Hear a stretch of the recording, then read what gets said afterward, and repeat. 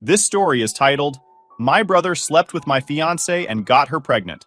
My mom blamed me and demanded I took care of the child. Hey everyone! If you're enjoying these stories and want to support the channel, don't forget to hit that subscribe button. It really helps our channel. Now let's start the video. OP starts by saying, growing up, it didn't take a genius to figure out who my mom's favorite was. It was Alex, my younger brother. It wasn't like she ever said it outright, but her actions made it glaringly obvious. The way she coddled him, praised him, and defended him no matter what. It was like he could do no wrong. Meanwhile, I was the responsible one. If anything went wrong, even if I wasn't involved, it was somehow my fault. Take the vase incident, for example. Mom had this expensive vase she loved, always talking about how it was a family heirloom or something. One day, Alex, who was maybe 8 at the time, broke it while playing soccer in the house. I was upstairs doing homework when I heard the crash. Before I even reached the scene, Mom was already yelling at me. Why weren't you watching him, Liam? You're older, you should have stopped him. I tried to defend myself, but it was useless. Alex stood there looking sorry, and that was enough for her to let him off the hook. She turned her full fury on me, ranting about how I needed to set a better example. I didn't even bother arguing after that. What was the point? It wasn't just about taking the blame, though. Alex got all the praise, too. When I achieved something, it was met with lukewarm acknowledgement at best. In 5th grade, I won a citywide math competition. I came home with my little trophy, beaming, ready to share the good news. Mom glanced at it and said, "Good job, Liam," before turning back to her cooking. A few months later, Alex got a participation ribbon at a soccer tournament, and you'd think he'd won the World Cup. Mom threw a pizza party for him, inviting family and neighbors over to celebrate. When I asked why she didn't do anything for my math win, she said, Alex needs encouragement. You're older. You don't need that kind of attention. My dad? He stayed quiet through all of this. It wasn't that he didn't care. He'd give me these small, sympathetic smiles when Mom went overboard, but he never stood up for me. I think he was afraid of upsetting her, or maybe he just didn't know how to handle her intensity. Either way, his silence made it clear I was on my own. This favoritism didn't end when we got older. If anything, it became more pronounced. I got into a prestigious university on a full scholarship, a result of years of hard work and sacrifice. My mom barely reacted. She didn't even visit me on move-in day. I packed up my life, got on the bus by myself, and set up my dorm room alone. It stung, but I told myself it was fine. I didn't need her approval. When Alex got into a local community college a few years later, Mom acted like it was the greatest achievement ever. She threw him a party, complete with balloons, a cake, and a slideshow of his high school highlights. They even bought him a used car as a congratulations gift. I couldn't believe it. I had to bike 5 miles to my part-time job during high school and save every penny just to afford textbooks. When I asked why they never helped me like that, Mom said, "You're independent, Liam. You didn't need our help. Alex's situation is different." Alex's situation included dropping out after 1 semester, but Mom wasn't even upset. "He's just figuring out what he wants to do," she said. "He'll find his path." Meanwhile, I was working 2 jobs, studying full-time and barely scraping by. I didn't ask for their help again. I knew what the answer would be. Over the years, Alex jumped from one failed venture to another. He opened an online store that went under in a few months, tried starting an app but never finished it, and even dabbled in selling sports gear, which also flopped. Each time, Mom would bail him out, pouring money into his projects and assuring him he just needed to find himself. When I asked why she kept enabling him, she snapped, "He's talented, Liam. He just hasn't found his stride yet. We're his family. We have to support him." I didn't get that kind of support. I never asked for much, but even when I did, it was always the same response. "You're strong. You can handle it on your own." By the time I graduated, I had a chip on my shoulder the size of a boulder. I wanted to believe that my success would finally make her see me, but it never did. Every achievement of mine was overshadowed by Alex's failures and her relentless need to prop him up. It wasn't just the favoritism, it was the way it made me feel invisible. No matter how hard I tried, I was never enough. I could win awards, land a great job, and be completely self-sufficient, but it didn't matter. To her, Alex was always the priority. Dad's inaction hurt just as much, if not more. I knew he saw what was happening. He wasn't blind. But he never stood up for me, never told Mom she was being unfair. His silence felt like betrayal. Looking back, I think I stayed quiet because I didn't know how to fight it. What do you do when your own mom doesn't see your worth? When your dad won't defend you? I thought if I worked hard enough, accomplished enough, it would change. But it didn't. By the time Emma came into my life, I was tired. Tired of fighting for recognition. tired of trying to prove I mattered. I didn't realize it at the time, but meeting her was like a lifeline. For the first time in my life, someone saw me for who I was, not who I was supposed to be. I met Emma at a party I almost didn't go to. Alex had insisted I come along, pestering me for days. "Come on, Liam, you're so boring. Live a little," he said. I'd just gotten off a grueling double shift at work, so the last thing I wanted was to hang around Alex's loud friends. But in a rare moment of letting my guard down, I went. The party was the usual kind of chaos Alex thrived in. Booming music, people spilling drinks, and a haze of cigarette smoke clinging to the air. I lingered near the edge of the room, sipping on a beer and counting the minutes until I could slip out unnoticed. That's when I saw her. Emma was standing by the kitchen counter, laughing at something someone said. She had this way of commanding attention without even trying. It wasn't just her smile, it was her energy, her warmth. She looked up, caught my eye, and gave me a small, curious smile. I'm not the type to make the first move, but something about her made me feel braver than usual. I walked over and awkwardly introduced myself. "Hey, I'm Liam, Alex's older brother." "Alex has an older brother?" she said, her tone playful. "He never mentioned you." I laughed. "That doesn't surprise me. I'm usually in the background." We started talking, and before I knew it, the party felt like it had faded away. We talked about everything, our jobs, our favorite books, even the dumbest movies we loved as kids. Emma was sharp, funny, and easy to talk to. By the end of the night, I felt like I'd known her forever. Before she left, I asked for her number. She smiled, scribbled it on a napkin, and said, "Don't make me regret this." Our first date was at a small coffee shop. I was nervous, but Emma put me at ease right away. She had this way of making you feel like the most important person in the room. I couldn't believe someone like her would be interested in someone like me. Things moved fast after that, but not in a chaotic way. It all felt natural, like it was meant to happen. We started spending every free moment together. Movie nights turned into lazy Sunday mornings, and eventually I asked her to move in with me. Living with Emma was the happiest I'd ever been. She made our tiny apartment feel like a home. We'd stay up late talking about our dreams, our plans for the future. For the first time, I felt like I had someone in my corner, someone who saw me, not just the version of me my mom or Alex defined. A year into living together, I started thinking about proposing. I saved for months, cutting back on everything I could. The ring wasn't extravagant, just a simple platinum band with a small diamond, but it was exactly her style. On our 4th anniversary, I planned the perfect moment. We went for a walk in the park where we had our first date. I was shaking with nerves when I got down on one knee, but Emma's face lit up with a smile that erased every doubt I had. "Yes," she said, before I even finished asking. I thought my life was finally on track. For once, it felt like I had something Alex couldn't take away, something that was mine. When we announced our engagement, I was hopeful. I thought maybe this would be the moment my family would finally celebrate something I'd done. But my mom's reaction was underwhelming, to say the least. "Well, congratulations, I guess," she said with a forced smile. My dad muttered, "Good luck," like he was half distracted. And Alex? He didn't say much at all, just stood in the corner with this strange look on his face.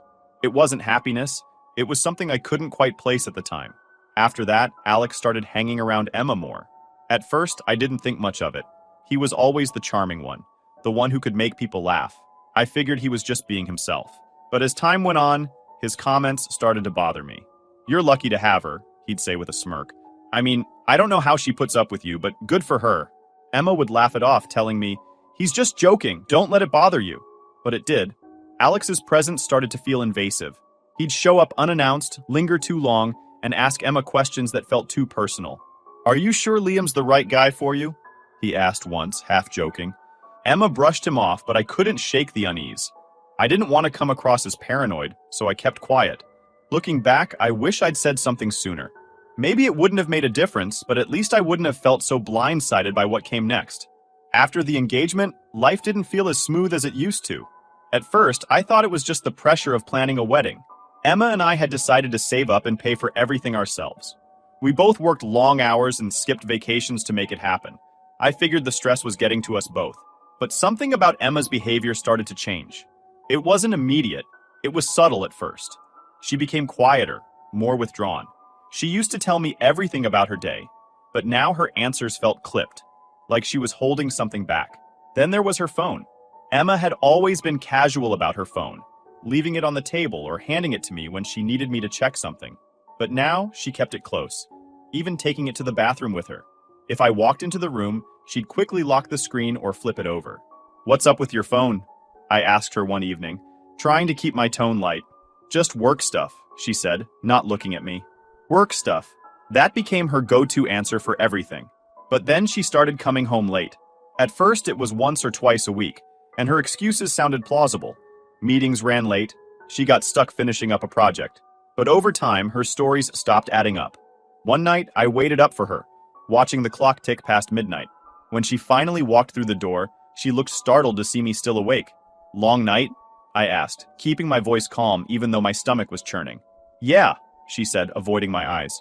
"We had to finish a report, and then we grabbed drinks after. You know how it is." Except I didn't. Emma wasn't the type to grab drinks with coworkers, especially not without texting me. And the faint smell of wine on her breath wasn't from her usual go-to. There was also a subtle hint of cologne. Not hers and not mine. I wanted to believe her, but a nagging voice in the back of my mind told me something wasn't right.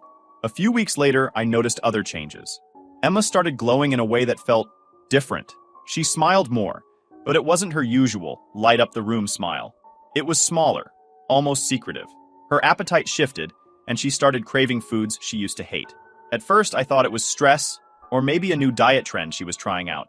Then it hit me. She might be pregnant. I was over the moon. Sure, we hadn't planned for it, but it felt like a sign that our future was coming together. I wanted to wait for her to share the news herself, so I didn't say anything. I spent days imagining how she'd tell me, how we'd celebrate, how our lives would change for the better. One evening, she finally sat me down. Her hands were shaking, and her face was pale. "I need to tell you something," she said, her voice trembling. I smiled, thinking she was nervous about telling me the big news. "It's okay," I said. "You can tell me anything." She took a deep breath, and then the words came out. "I'm pregnant." I felt like I was floating. "That's amazing," I said, reaching for her hand. But she pulled away, tears streaming down her face. "Liam, it's not yours." For a moment, I didn't understand what she was saying. The words hung in the air, incomprehensible. Then they hit me, and it felt like the ground had been ripped out from under me. "What do you mean it's not mine?" I asked, my voice barely above a whisper. She couldn't even look at me. "It's Alex's." The world shattered. I stared at her, waiting for her to take it back, to tell me it was a mistake or some cruel joke. But she didn't. "Emma told me everything, or at least enough to destroy me. She said it started at our engagement party. While I was busy talking to guests, Alex had cornered her. He told her she was making a mistake marrying me, that I didn't appreciate her. He'd played on every insecurity she had, planting seeds of doubt until she started believing him. "It just happened," she said, tears streaming down her face. "I don't know why I let it." She tried to explain how Alex had promised her everything she thought I couldn't give. More attention, more affection, a better future. "He made me feel seen," she said, her voice breaking. I couldn't listen anymore. My chest felt like it was caving in. "Pack your things and leave," I said, my voice cold and unfamiliar. She tried to apologize, to explain, but I wasn't hearing it. By the time she walked out the door, I was left sitting in silence, staring at the life we'd built together, now in ruins. I called Alex that night. He picked up on the first ring, like he'd been expecting it. "What did you do?" I demanded. His response was as casual as if I'd asked him about the weather. "It was a mistake," he said. "It didn't mean anything." But when I pushed harder, his tone shifted. "Maybe if you were a better fiancé, this wouldn't have happened," he said, his words dripping with smugness. I saw red. I grabbed my keys and drove to his place, not thinking about what I'd do when I got there. When I pulled up, I saw my mom standing on the porch, arms crossed like she was waiting for me. My dad was next to her, looking exhausted before the confrontation had even started. "We need to talk," Mom said the second I stepped out of the car. "I don't have anything to say to him," I snapped, nodding toward the house where Alex was undoubtedly waiting. But she wasn't about to let me walk away. "He didn't mean for this to happen," she said. "Emma led him on. You have to forgive him. He's your brother." I stared at her in disbelief. "Forgive him? He slept with my fiancée. He got her pregnant.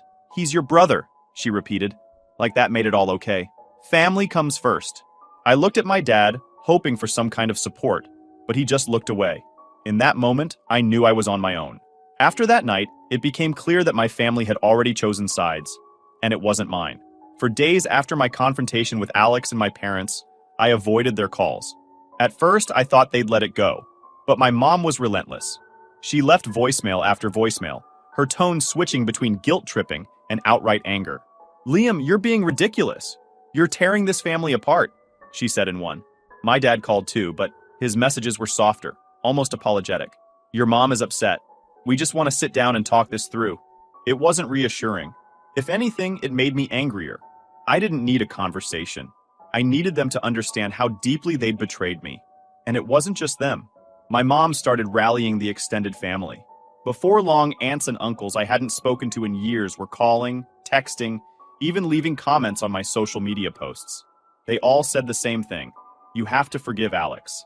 He's your brother. Families go through rough patches. You'll regret cutting him out." It was like they didn't even care about what Alex had done. No one mentioned the betrayal, the lies, or the fact that he had knowingly destroyed my relationship. Instead, they framed it as a misunderstanding, that I was blowing out of proportion. One night, I got a call from my cousin Katie. She's one of the few relatives I've always been close with, so I answered, hoping for some kind of support. "Liam, I just heard," she said, her voice hesitant. "Please don't tell me you're calling to defend Alex," I said. "No," she replied quickly. "I think what he did is disgusting. I don't understand why everyone is blaming you." I let out a bitter laugh, because that's how it's always been. Alex can do no wrong, and I'm the one who's expected to clean up the mess. Katie didn't argue. She knew I was right. "I just wanted to check on you. If you need someone to talk to, I'm here."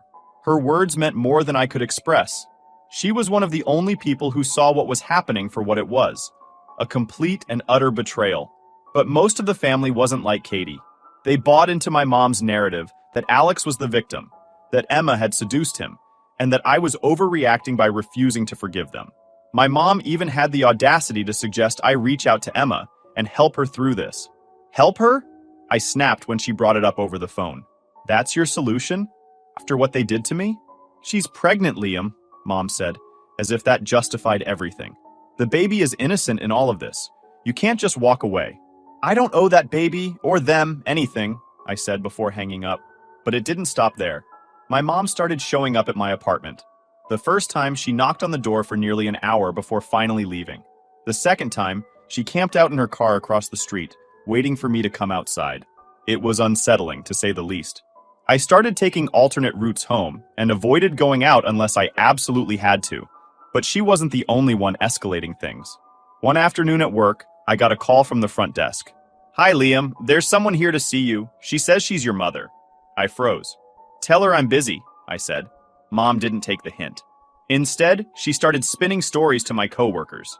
One of them, Clara, approached me later that day with a concerned expression. "Hey, is everything okay? Your mom was here, and she said you were refusing to help your family. She seemed really upset." I wanted to scream. Instead, I muttered, "She's overstepping," and left it at that. Things came to a head when Alex showed up at my gym one evening. It was my safe space, the one place I could go to clear my head. I was mid-workout when I spotted him near the entrance, that same smug grin plastered on his face. I ignored him at first, hoping he'd leave, but he didn't. Instead, he sauntered over to the bench press where I was working out. "Well, look who it is," he said, leaning casually against the equipment. "Still mad about Emma?" I didn't respond. I put my earbuds back in and moved to another machine, but he followed me. "Come on, Liam, lighten up.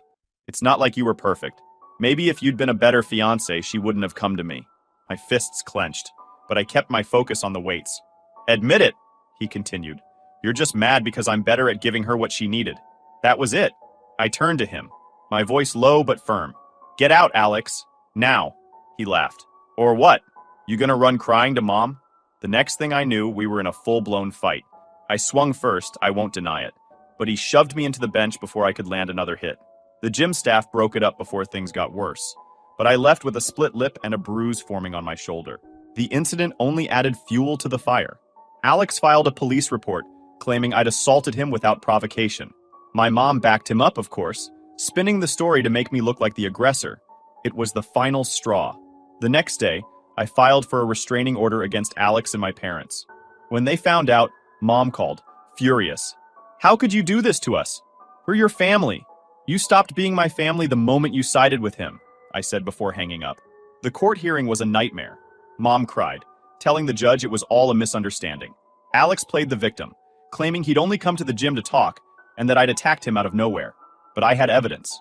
Texts, voicemails, and even security footage from the gym painted a very different picture.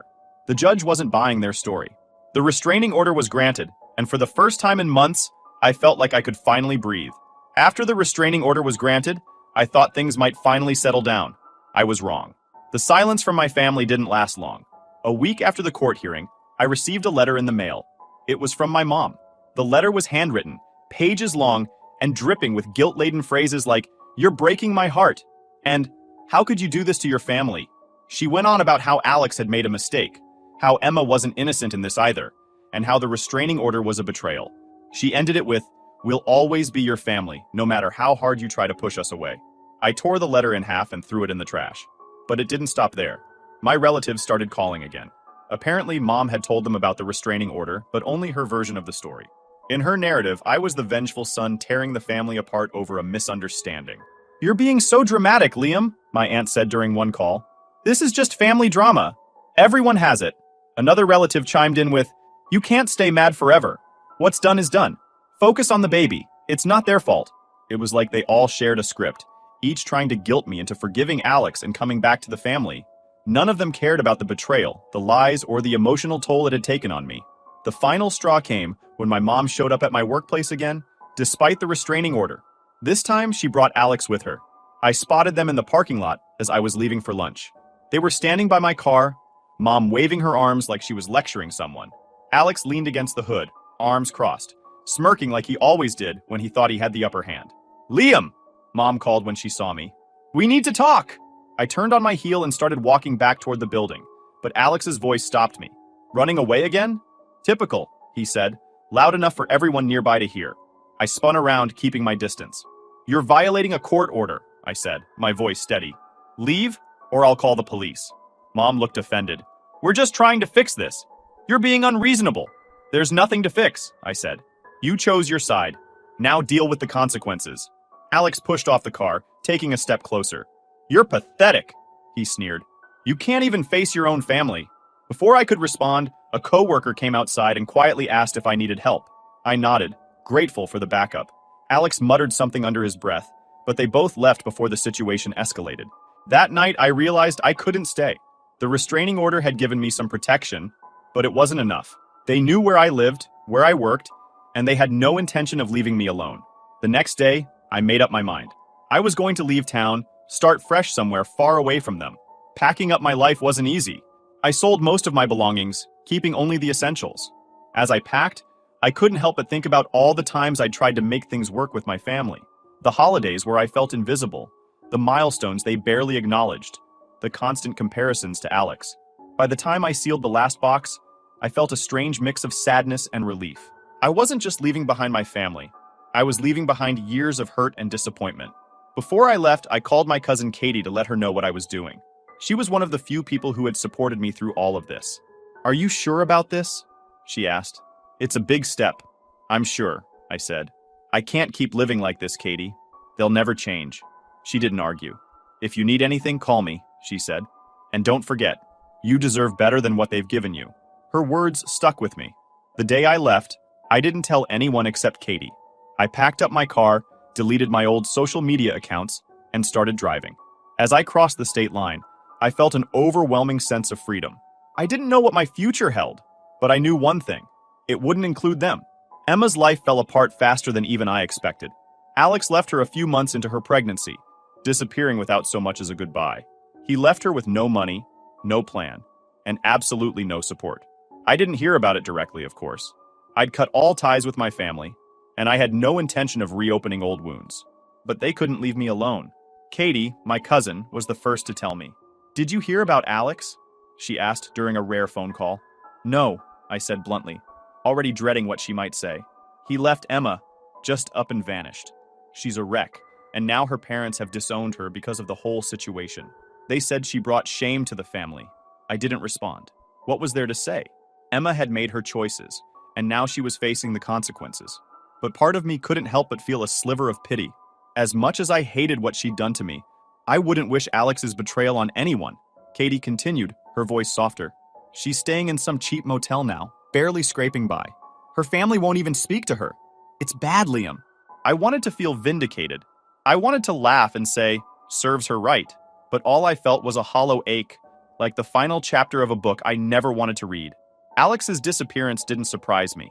He'd never been one to stick around when things got tough. But what did surprise me was how my mom reacted.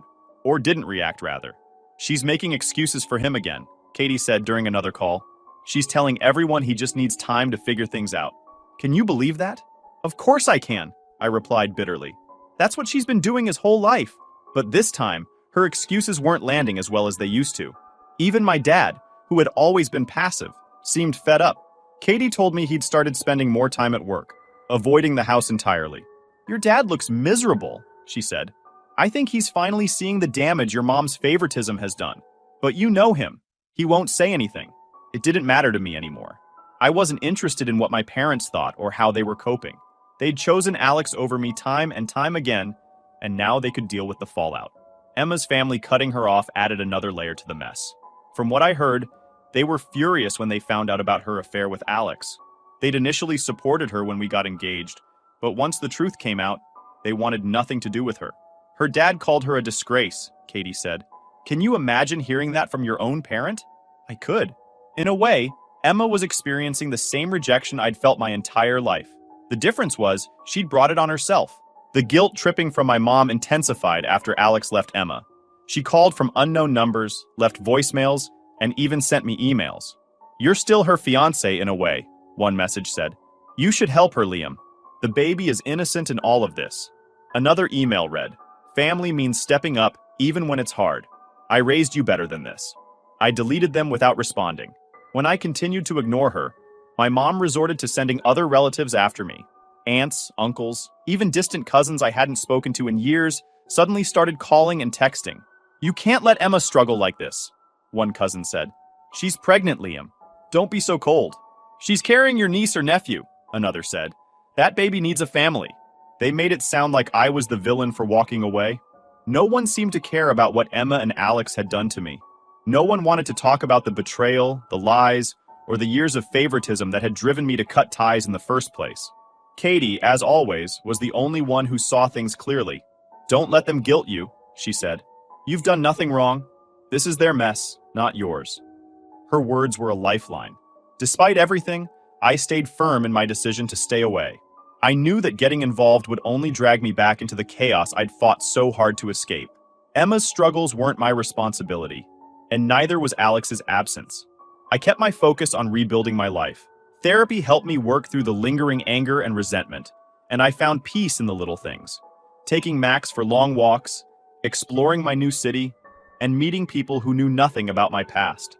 Sometimes, late at night, I'd wonder how things might have been different. If my mom had treated me fairly, if Alex hadn't betrayed me, if Emma had made different choices. But those thoughts were fleeting. I'd learned that dwelling on the past only kept me tethered to it. Emma's story became just another chapter in the long list of reasons I had to cut ties with my family. I didn't take joy in her suffering, but I didn't feel obligated to fix it either. Life is about choices. Emma and Alex made theirs, and I made mine. For the first time in my life, I chose myself, and I don't regret it.